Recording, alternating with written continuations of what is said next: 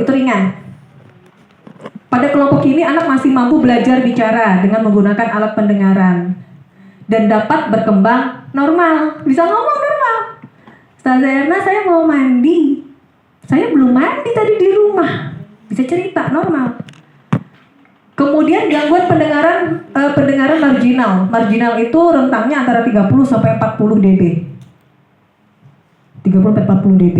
Pada klasifikasi ini anak umumnya akan mengalami kesulitan mendengar jarak jauh lebih dari 1 kaki dan kesulitan dalam mengikuti percakapan. Dipanggil aja gitu, Winda, dari sini, Winda ini sana. Winda, nggak denger dia. Winda, nggak denger. Gitu. Kesulitan dalam mengikuti percakapan, tetapi anak masih dapat belajar berbicara menggunakan alat pendengarannya. Jadi dia nggak bisa lepas nanti dari alat pendengarannya. Masih bisa diajarin berbicara, tapi sangat bergantung sekali pada alat pendengarannya. Dan itu pun untuk jarak yang jauh dia tidak bisa mendengar. Gangguan pendengaran jenis sedang. Jenis sedang ini 40 ini. 40 sampai 60 desibel, salah ketik. Pada klasifikasi ini anak umumnya hanya dapat mendengar suara dengan volume yang tinggi. Jadi dia alat bantu dengarnya itu nanti pun akan berbeda dengan alat bantu dengar yang ringan sama yang marginal. Beda-beda. Karena dia hanya bisa mendengar dalam volume yang tinggi. Ibu, saya titip pesen nih. Siapa yang suka pakai headset? Suka nggak pakai headset? Nggak ya? Alhamdulillah. Bu, kalau suka pakai headset, tolong volumenya tuh diatur. Di handphone itu volumenya nggak boleh lebih dari 60. Lebih dari 60 volume tuh nggak boleh kalau pakai headset. Lebih dari 60 dan lebih dari 60 menit.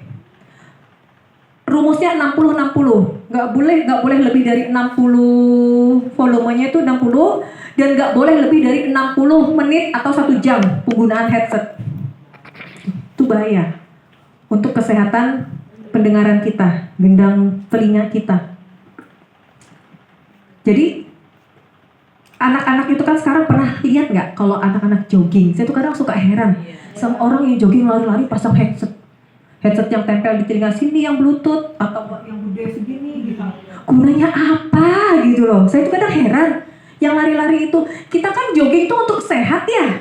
Untuk sehat ya. Alangkah baiknya nggak usah pakai headset. Biarkan semuanya menjadi sehat gitu. Biarkan semuanya menjadi sehat. Saya menggunakan headset di usia segini kalau tidak kondisi terpaksa, misalkan Zoom atau Jimit di area terbuka ya, yang suaranya jangan sampai keluar mengganggu orang lain, baru saya pakai headset. Kalau enggak, saya sangat menghindari itu. Sangat menghindari itu. Anak saya aja minta headset yang bluetooth, saya belikan tapi tidak saya izinkan digunakan jika tidak dalam kondisi terdesak. Misal dia lagi, itu tadi Jimit, atau dia sedang video call ayahnya gitu ya di tempat keramaian agar suaranya tidak keluar, baru saya izinkan. Kalau hanya untuk dengar musik, nonton video dan sebagainya, no, nggak boleh. Jadi hati-hati sekali. Gangguan pendengaran berat 60-70 desibel. Pada klasifikasi ini anak tidak dapat berbicara tanpa menggunakan teknik-teknik khusus. Bisa berbicara tanpa menggunakan teknik khusus. Kemudian gangguan pendengaran sangat berat lebih dari 75 desibel. Pada klasifikasi ini anak tidak dapat belajar menggunakan alat dengarnya. Alat dengar sudah tidak berfungsi. Oke. Kalau saya ngobrol dekat, tapi kadang-kadang teman ngobrol itu bilang, hah gitu.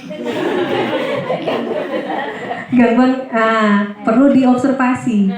Teman yang kita ajak ngobrol balik, gitu tuh antara dua ya.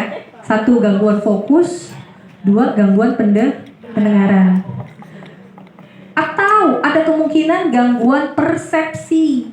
Gangguan persepsi itu kita misalkan nanya, kamu tadi siang makan apa? Dia nggak bisa langsung mencerna, nggak bisa langsung memahami pertanyaan kita. Jadi harus diulang lagi. Gitu. Perhatikan, kalau misalkan di gangguan pendengaran, itu umumnya ketika kita ngomong dekat sama dia, ngomongin apapun, dia akan tetap akan mendekatkan. Tapi kalau di gangguan fokus, dia minta diulang. Dia minta diulang, minta disampaikan lebih perlahan. Tapi perlu diobservasi, sering nggak seperti itu? Kalau misalkan sering, berulang-ulang, bahkan setiap ngobrol kayak gitu, nah perlu ditemukan masalahnya apa nih? Gangguan fokus atau gangguan persepsi. Atau mungkin sedang dalam kondisi kecemasan. Orang dalam kondisi kecemasan ketika stresornya banyak, stresor itu sumber stresnya banyak, itu kalau diajak ngomong suka nggak nyambung. Iya betul, suka nggak nyambung. Kita tanya apa, dia jawabnya apa. Kita jelasin apa, sampai capek ngomong, dia nggak akan paham, nggak akan ada yang nyantol gitu bahasa sederhananya. Perlu diobservasi ya Ustazah.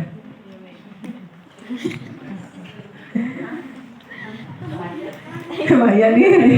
Bahaya nih. Peserta didik